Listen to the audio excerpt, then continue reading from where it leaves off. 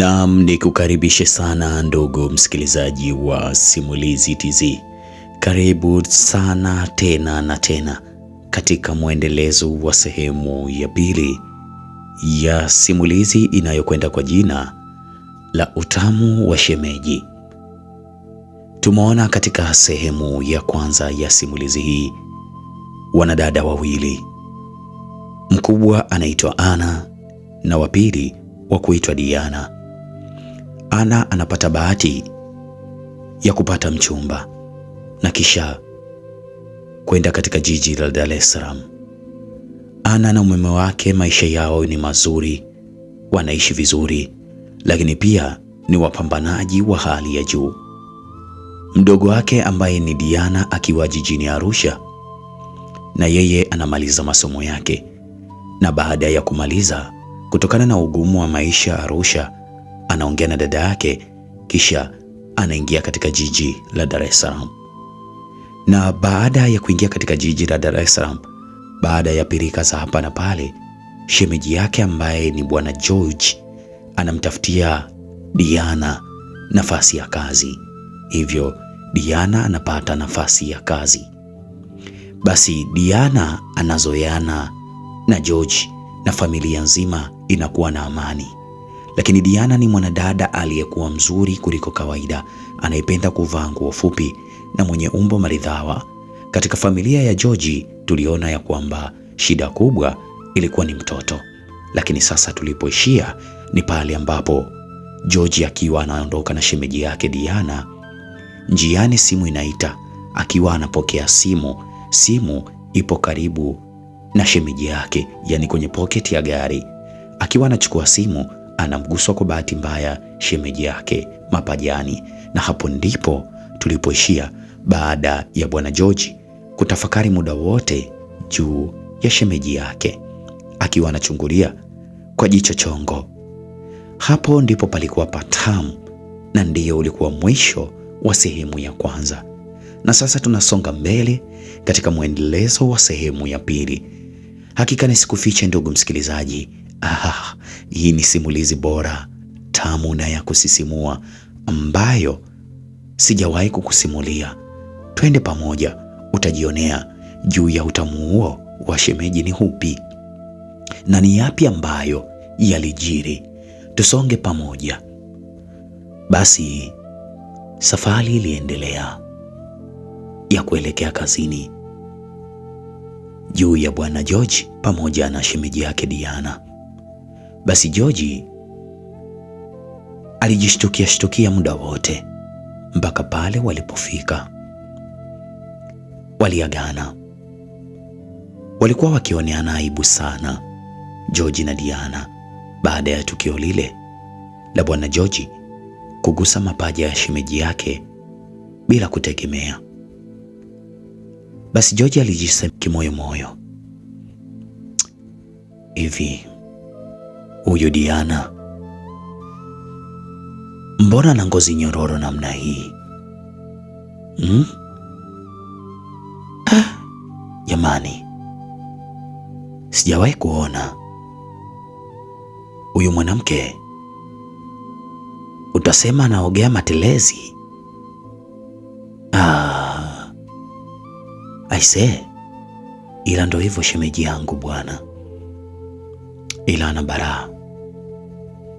Laiti kama ningelikuwa na mdogo wangu, basi ningemsogezea, yani ningemwekea mpira karibu na gori, yeye kazi yake aguse ili mpira uingie. Ila ni shemeji tu, ndo hivyo. Basi George aliingia ofisini kwake. Kazi iliendelea barabara, na kisha baada ya kama masaa matatu hivi ndipo Ana alimpigia simu mumewe. Hello baby. Yes baby. Mzima wewe?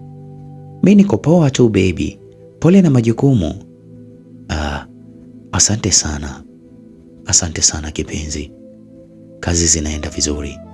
Hofu na mashaka ilikuwa juu yako kipenzi. Aise, sijui nikueleze nini mume wangu. Baby, kiukweli nimekumisi. Please baby, if possible, nahitaji unitoe lunch leo. Oh, wow, jamani, mke wangu, usijali.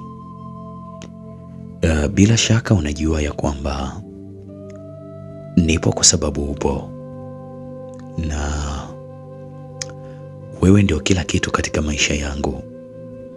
Hivyo mke wangu kipenzi, una haki na kila sifa za kukupa chochote kile unachokihitaji kilicho ndani ya uwezo wangu, kwa sababu sina mwingine zaidi yako ambaye anaweza kunipa furaha ndani ya moyo wangu. Mke wangu, wewe ndio kila kitu katika maisha yangu. Wewe ndio burudani yangu. Wewe ndio amani yangu.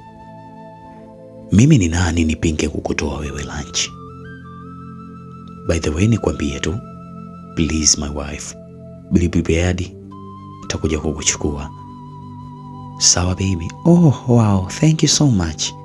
Basi ilipofika majira ya saa 7, Joji aliwasha gari moja kwa moja kwa ajili ya kwenda kumfuata mkewe. Kisha wakaingia kwenye mgahawa mmoja. Walikula chakula. Chakula kilikuwa kitamu mno. Mgahawa ulikuwa maarufu mno. Walikuwa na furaha isiyo kifani. Muda wote familia hii ilikuwa ni tabasamu tu. Ugonjwa wao ulikuwa ni mmoja tu. Bado hawajabahatika kupata mtoto. Ni zaidi ya miaka 209 sasa. Lakini waliamini ya kwamba ipo siku moja Mungu atawaletea mtoto.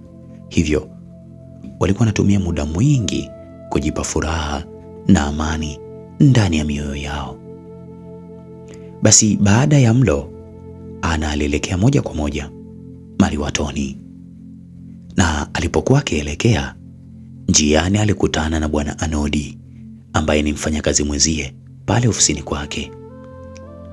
Anodi alimweleza, samani, sorry Ana, nimetumwa na bosi Derek, amenielekeza nikuletee hii, na nilikutafuta sana kule ofisini lakini sikukupata, ila nilionana na mlinzi akaniambia umeelekea lunch mgahawa wa pili. Kwa hivyo nikajua kivyovyote mgahawa huu huwa unakuja sana wewe na mumeo, kwa sababu hata mlinzi alinieleza ya kwamba umekuja kufuatwa na mume wako. Kwa hiyo nikaona nikufuate. Kwa hiyo bwana bosi amenipa hii nikupatie. Nikupatie. Asante sana, nimeipokea. Ana aliipokea. Ilikuwa ni kadi ya mwaliko wa dinner party kutoka kwa bosi wake ambaye anafahamika kwa jina la Bwana Derek. Huku kwenye meza, Joji alichukua simu yake. Baada ya kuchukua simu yake, kisha akamtumia message Diana. Hello Shem, welcome for lunch. Kisha akaituma kwa Diana. Basi alikaa akisubiri ujumbe ujibiwe, lakini haukujibiwa kwa wakati huo, mpaka pale Ana aliporudi akachukua kiti na kukaa. Baby, nimepewa kadi hapa ya Dina na bosi. Sasa sijui itakuwaje. Dina? Inakuwaje na unapokea kadi ya Dina, mke wa mtu? Hapana baby, ni Dina part kwa ajili ya uzinduzi wa nyumba yake. Oh, okay fine. So bila shaka utaenda peke yako, maana sidhani kama itakuwa ni adabu. Yes, nimepewa peke yangu, but nahitaji twende wote baby. Kwani kadi imeandikwaje? Imeandikwa jina langu. Usijali mke wangu, nitakupeleka, then mimi nitarudi nyumbani. Okay, sio mbaya. Basi alimkisi mashavuni, lakini baada ya hivyo ghafla taa ya simu yake ikawaka na SMS ikaingia. Ilikuwa ni SMS kutoka kwa Diana. Ilisomeka, "Thanks and you too." Basi wala hakujibu. Alikaushia kimya, kisha akamshika mkono mkewe kwa kumnyanyua na kumwambia, "Baby, tafadhali tuondoke. It's too late. Muda umeenda sana baby." Alimpeleka mkewe moja kwa moja ofisini. Kisha George akarudi zake naye ofisini kwake. Walikuwa hawafanyi mbali sana. Kwa gari ilikuwa ni kitendo cha kama dakika 10 ama 15. Basi George aliendelea na kazi. Kisha kila mtu alirudi kivyake nyumbani. George alikuwa wa kwanza kufika nyumbani. Kisha Ana naye akafuatia. Ana alikuwa amepitia dukani kuchukua nguo kwa ajili ya dinner party. Ilikuwa majira yapata saa 1 hivi. "Oh, baby, mbona umechelewa?" "Sorry baby, nilipitia dukani. Unajua nimeona kwamba it's white party. Kwa hiyo niliona ni bora niende nikachukue kigauni kidogo cheupe. Samahani mpenzi, nilikutumia message lakini naona mtandao ulikuwa umeshake. But by the way, I'm sorry baby." Akamkisi mashavuni na kumkumbatia. "Baby, I hope Diana atakuwa amesharudi. Si ndio? Bila shaka atakuwa Diana yupo jikoni anapika." "Hapana mke wangu, Diana bado hajarudi." Amepatwa na nini huyo? Mbona leo amechelewa?" Basi Ana alienda jikoni akapika kwa haraka ili aweze kumpikia mumewe kisha aondoke. Ana alikuwa ni mwanamke ambaye anaifahamu ndoa vizuri na alikuwa na kila sifa za kuitwa mke: mpole, mnyenyekevu na mwenye nidhamu isiyo na kifani. Hakika Ana alikuwa superwoman.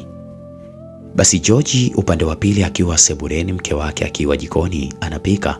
Basi George aliona muda umeenda sana, akaona ni vyema amuulize Diana kulikoni,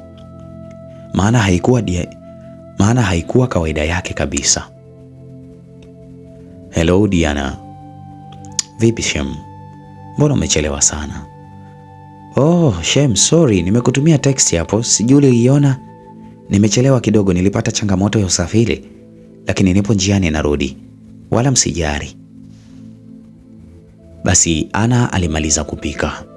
Alipika kwa haraka sana, chakula kiliiva. Kisha akaandaa chakula kile kwa ajili ya watu kuweza kupata chakula cha jioni.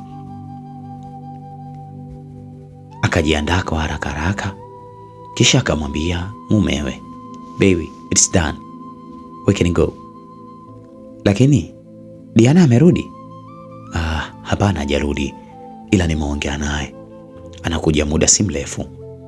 Basi baada ya kumaliza tu sentensi hiyo, mlango ulisikika ukiwa unafunguliwa. Kisha Diana aliingia. Walikutana sebuleni muda huu ambao Ana anatoka.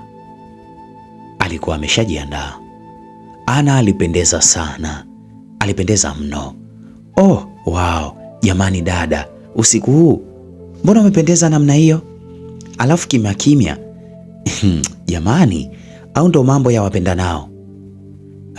Hapana mdogo wangu, wala sio hivyo. Naenda kwenye dinner party ya bosi wangu, yule boss Derek. Anazindua nyumba yake, kwa hivyo nimepewa mwaliko." "Oh, sio mbaya. Kwa hiyo unaenda na shemeji?" Hapana, shemeji yako yeye atanisindikiza. Akishanifikisha then yeye atarudi, maana gari yangu naona ina changamoto kidogo. Kwa hivyo nitatoka na shemeji yako mara moja, zeni atarudi." Basi walisindikizana moja kwa moja, huku George akimshika mkewe kiuno. Walitoka mpaka nje, wakapanda gari. Safari ilianza ya kuelekea kwa bosi Derek. Hakika George na Anna walikuwa wanajua mapenzi, walikuwa wana mahaba na walikuwa wakipendana mno. Yaani walikuwa wakipendana kana kwamba mtu ambaye unakuwa unawaona unajisikia amani ndani ya moyo wako. Yaani unawatamani mno. Mahusiano yao yalijengwa katika nguvu ya upendo, imani na uaminifu. Basi baada ya muda George alirudi nyumbani, na aliporudi alimkuta shemeji yake Diana akiwa anakula dining. Shem, umekuja muda mwafaka bwana. Karibu basi chakula. Karibu bwana. Okay. Basi George alirudi moja kwa moja na kwenda mesini kwa ajili ya kupata chakula. Alipakua chakula chake kadri ya saizi yake na kuanza kula taratibu. Shem. Sorry. Naam Shem, bila shida wala nini. Usijali. Hivi sijui nitaenda kukosea hiki nitakachokuuliza. Shem bwana, hamna shida, kuwa na amani. Umeanza hivyo? Maana wewe una maneno na masiara we Shem. Hapana. Nimejaribu tu kufikiria. Hivyo nikaona niulize. Hivi Diana, una mpenzi kweli wewe? Una mpenzi wewe jamani?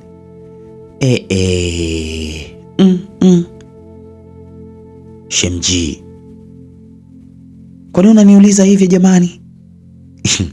Umefikiria nini kwani? Hapana, nimeuliza tu. Unajua Waswahili wanasema aulizae ataka kujua. Penginepo na mdogo wangu, na mimi nikikuangalia Masha Allah. Unajua Shemu, sijawahi kabisa kukusikia toka umekuja hapa, wala dada yako sijawahi kumsikia akisema ya kwamba una mtu. Alafu sasa Shemu wangu, ukizingatia jinsi Maulana alivyokubariki na kukuumba, Sizani. Aise, kwanza nikupe hongera. Jamani Shemu, unanionea jamani. Kweli Shemu wakuongea maneno hayo yote? Amna bana, nakutania. Ila hongera. Walifurahi kwa pamoja na kucheka kwa pamoja, chakula kikiwa kinashuka taratibu ndani ya midomo iliyokuwa inacheza cheza. Basi baada ya muda walimaliza kula chakula. Kisha George akatoka na kuelekea chumbani kwake. Baada ya muda akatoka chumbani kwake kwa ajili ya kwenda sebuleni kuangalia TV. Lakini ndipo ghafla alihisi haja ndogo, hivyo akaona ni vyema akaenda msalani. Ndani ya nyumba ya George ilikuwa na choo cha public. Ilikuwa mwishoni kabisa, upande wa ndani kwa ndani. Basi alitoka moja kwa moja na kuelekea sehemu ya chooni, na alipofika karibia na mlango wa chooni alishtuka baada ya kumwona Diana akiwa ametoka kuoga. Amevaa kitenge, kichwani amevaa kofia ya kuzuia maji. Diana alishtuka mno, tena alishtuka sana. Hakutegemea kama angeweza kumwona kwa muda ule, kwa sababu choo kilikuwa kina korido ndogo kisha mlango wa chooni. Basi bila kuelewa, ndipo Diana mshtuko mkubwa ulimpata ambao ulisababisha ateleze. Lakini kabla hajadondoka, George alimuwahi, kisha akadondokea kwenye mikono ya George, huku akikutana macho kwa macho. George alimwangalia kwa bashasha mno, tena kwa umakini mkubwa, huku Diana akionekana mwenye aibu kidogo. Diana alikuwa amebarikiwa kila aina ya sifa. Alikuwa na macho fulani hivi malegevu, kana kwamba alikuwa amekula komawanga laini mno, ambayo mwanaume yoyote yule akimtizama tena kwa ukaribu, unaweza ukasema anakukonyeza. Yaani ni lazima achanganyikiwe.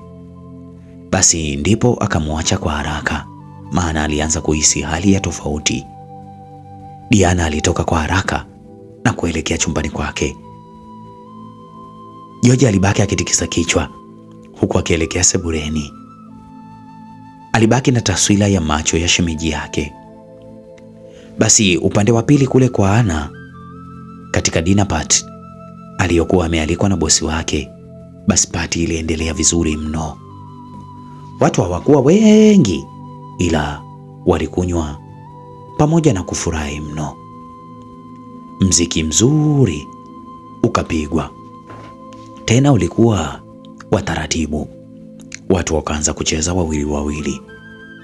Basi ndipo boss Derek alitoka na kwenda kumshika mkono Ana, na baada ya kumshika mkono akaanza kucheza naye. Walianza kucheza taratibu. Nyimbo iliyokuwa inapigwa ilikuwa ni ya taratibu mno, inayekufanya mkiwa wawili kila mmoja awe na feelings na mawazo. Basi watu waliendelea kucheza wawili wawili. Ana alichukulia kawaida tu, kutokana aliyekuwa akicheza naye ni bosi wake, hivyo hakuwa na wasiwasi wowote. Bosi Derek alionekana akicheza kihisia mno. Akaanza kucheza huku akipepesa mdomo wake kwa kueleza taratibu. Basi ndipo alipoanza kumwambia Ana, na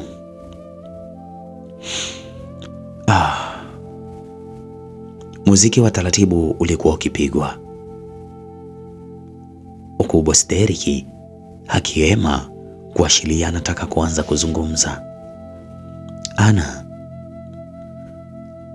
wewe ni mwanamke ambaye mchapakazi.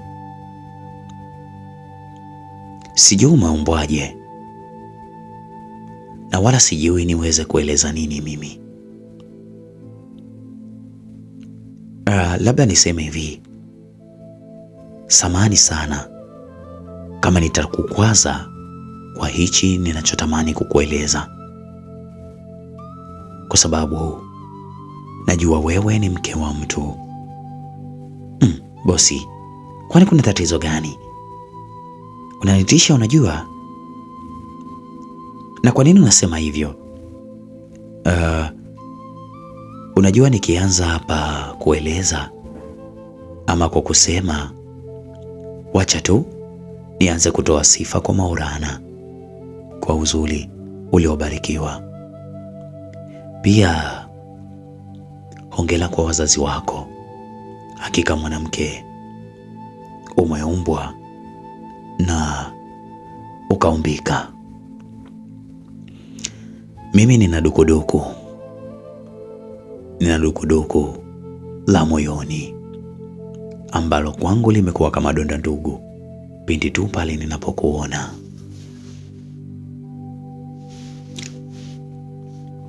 Ndiyo, hili ni donda ndugu ambalo ni muda mrefu lipo ndani yangu. Ana, siku hii ya leo natamani nilitoe, nilieleze ili lipate kufahamika.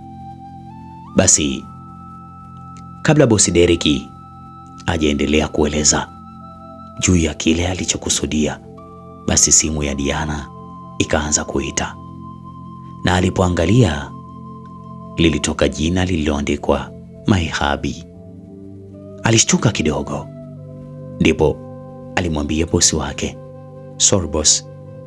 Akatoka mara moja tena kwa haraka kwenda pembeni, na alipopokea alianza kwa kusema, na mme wangu. Diana, muda umeenda sana, istoshe nimechoka sana mke wangu. Tafadhali nakuja kukuchukua nataka kulala. Sawa mme wangu, hamna shida, huku tayari tumemaliza. Okay, nipo njiani, Suni nitakuwa hapo. Basi George aliendesha gari kwa spidi. Baada ya kama dakika 8, George alifanikiwa kufika na kumchukua mke wake. Walitoka na kuingia kwenye gari. Vipi mke wangu, shughuli imeendaje? Mambo yameenda vizuri tu mme wangu, na ukizingatia pia imeisha vizuri, ilifana, ingawa haikuwepo na watu wengi. Sijui nyinyi nyumbani mmeshindaje? Diana aliwahi kurudi? Tumeshinda salama. Ina maana umesahau ya kwamba muda unatoka na Diana ndio alikuwa amerudi? Oho, nilisahau mme wangu, mambo mengi. Basi Ana akachukua simu yake na kuiweka pale mbele karibia na pocket. Basi ilipokuwa wanakaribia kufika nyumbani, simu ya Ana ndipo ikaingia SMS ya muamara. Alipoiangalia ulikuwa ni muamara wa Laki5. Hakuweza kuelewa hata kidogo muamala ule umetokea wapi, na hakutaka kueleza chochote kile. Alibaki kimya mpaka walipofika nyumbani, kisha alijiandaa kwa ajili ya kwenda kuoga. Basi walirudi na kulala pamoja, yeye na mume wake. Baada ya muda kupita, kulikuwa na sintofahamu baada ya George akiwa amelala, wala elewi hili wala lile. Alimuona Diana mdogo wake na Ana anafungua mlango taratibu, tena kwa kimya kisichoelezeka. Tena alikuwa akinyata, kisha akamuita sebuleni kwa kumnyoshea kidole na mkono ukisota moja kwa moja, njoo. Ndipo George alibaki akitazama kulia na kushoto kama mke wake anamuona ama la. Ndipo George akaamua kutoka. Alijitoa kimasomaso na kuamka pale kitandani, kisha moja kwa moja akaelekea sebuleni. Ndipo alipomkuta Diana akiwa sebuleni amevalia night dress inayoonyesha vizuri. Alishtuka mara baada ya kukaa kwenye sofa na kumwona Diana amemsogelea na kumchumu mashavuni, kisha akawa anakimbilia chumbani kwake, yani chumbani kwa Diana, kitu kilichomchanganya na kumfanya abaki na maswali yasiyo na majibu. Alijiuliza, hii ikoje? Na je, akienda huko chumbani mke wake Ana akiamka ghafla itakuwaje? Na kama akikutwa akiwa yupo kwenye chumba cha Diana itakuwaje? Na je, Diana anamuita kweli au kuna mtego ambao umepangwa baina yake yeye na mke wake? Alijiuliza maswali mengi sana, akiwa aelewi nini cha kufanya. Ndipo akaamua kunyanyuka na kusogelea mlango wa Diana. Aliposhika tu kitasa kutaka kuufungua mlango, hakuamini kile alichokiona.